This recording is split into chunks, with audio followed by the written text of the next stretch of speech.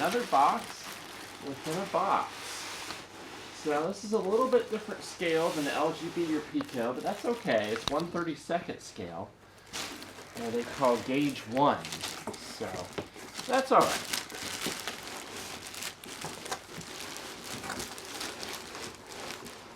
We'll just couple her up to some smaller cards we have.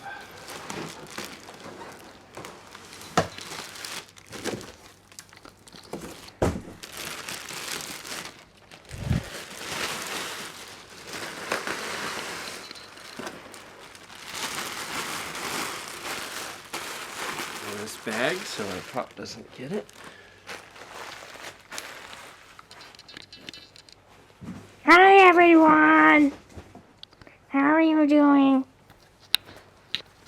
Alright, ready, kiddo? Okay. Alright, here we go, the final box. So let's see what we got here.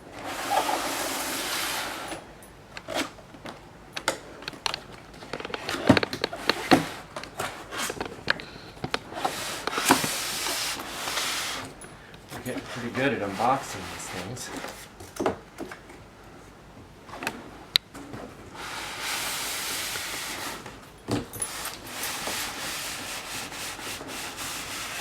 Alright.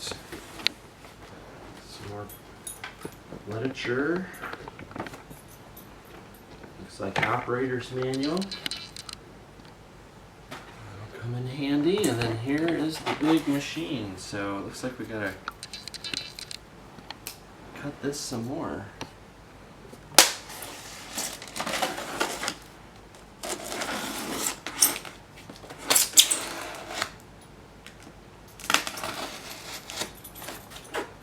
Alright, I'm gonna guess this is the right side up. We'll find out real quick.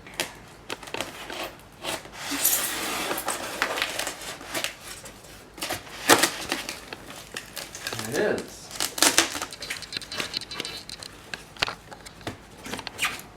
Boy, they have this packaged pretty well, I have to say.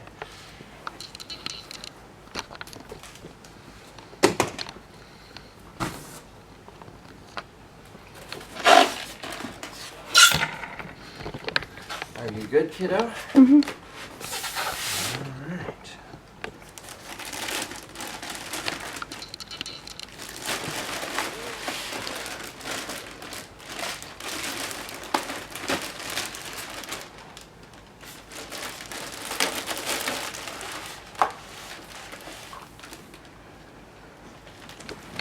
It's got that new engine smell. Set that over there for now. We've got some parts and pieces in that plastic. Looks like some assembly is required. So this is the, and I'll let you, Connor, go through everything here. Alright. I'll just kind of get some. I'll get the foam out of here for you, and you can kind of go over the engine a little bit. The camouflaged engine, and it's from Canadian Pacific, and it has camouflage on it. So in the cab, I think there's a few engineers. See, look, there's two. So yeah, and it's number 6644. Has stripes on the back. One up there. Some vents. And here's what the wheels look like. How many axles? I don't know.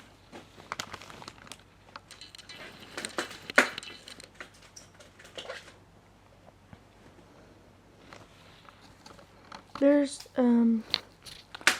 the front and the side of it, and what it kind of looks like on the back. And yeah, there's a chain right there. Lights. And yeah, that's it, really. Oh, and there's also some fans up here. So yeah. Like some assembly.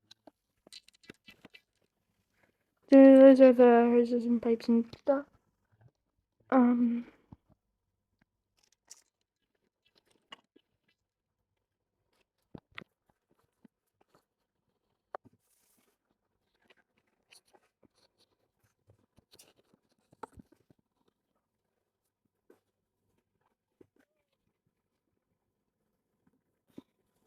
Oh, is it over?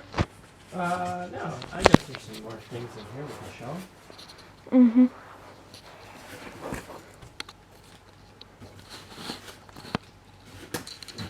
Lots of little parts and pieces. Mm-hmm. Little parts and pieces. You can switch out the couplers. So see, it's got knuckle couplers on it right now. You can switch out to the hook and loop couplers, which is what we have on our layout. So we'll do that. We'll switch it out, at least in the back. We may keep the front the same. But it's pretty cool detail. You got all the hoses and pipes and the release and all that. And yeah, I don't know. So we'll work on assembling it a little bit more for you. And then we'll do a drive-by and show you it in even more detail. So more to come. Thank you. Hi.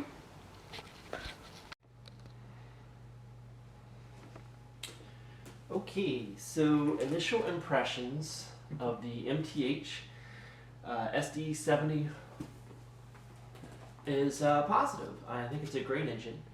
I don't know if I want to say it's my favorite engine for the layout, but I think it's still pretty cool. The details they've put into it are great. There's little chains hanging down here along the trucks of the engine. You know, just a lot of fine detail, which I think is really impressive. So we've just gotten it together and out on the track. So that's, you know, just some initial impressions. We'll see how she holds up over time. I haven't pulled any cars with it. I try to run it a little bit in both directions before we hook any cars to it, just to try to break it in a little bit. So we'll do that. I've been running it with the Pico DCC system, which we recently got, and I love. It's a great power system for the train, for the layout. And yeah, so we've just been running through some of the functions for the engine, and fairly impressed. I think it's a great engine. There are some options with this as far as whether you have tight turns like R2 versus an R3. Our layout here, we're still working on it. We have a lot of scenery we need to do. We've got the track all down. So now that winter's coming, we're gonna start working on scenery. But and it's an R3 main line, but I have R2 on some of the sidings for curves. So one thing I thought was impressive, the engine comes with a lot of parts that you can switch out, so that, you know, if you have an R2, tighter turns, which is how I have it configured right now, you know, you can use it and run it on tighter turn layout, but you can put other parts and pieces on it, and it'll restrict it more, but you can run it on the R3 layout, which might make it look even more realistic. So we'll run it like this for a while, and I may switch it out, put the R2 on. So let me show you some of the parts and pieces that come with it for the R3 layout. You can kind of get an idea of how it might be a little bit more realistic, though. I think it's still pretty impressive the way it sits.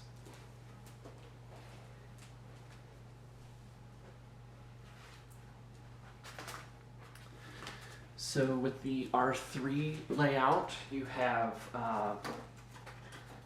these that you can put on the front, but they're couplers that don't move, so that's why it's restricted more for tighter turns. I can, even in this configuration, put the snow plow on the front, so I'll do that. The air hoses, I had a little trouble getting those on, so I had to glue them, and I'm just kind of letting the glue dry before I start prying around on them to get the snow plow on. But I thought impressive is that it comes with extra rubbers for the traction tires, so if those wear out over time. And hook and loop couplers that I mentioned, I think, in the unboxing. So I changed that out on the back, but I left the knuckle coupler on the front, maybe just to keep it a little bit more realistic, and I don't ever plan on pulling anything on the front. You know, who knows, maybe someday a second engine, we can couple them together and look pretty cool. So I left it as is on the front. Here's another coupler, you know, one for the front, one for the back, if you decide to go with the R3 layout. And then it also comes with a second set of wheels that go in the middle. So these center wheels don't have the flange to let it operate on a tighter radius. So that's something else I might change out. So there's two sets of trucks, one for the middle there, and then one for the middle back here.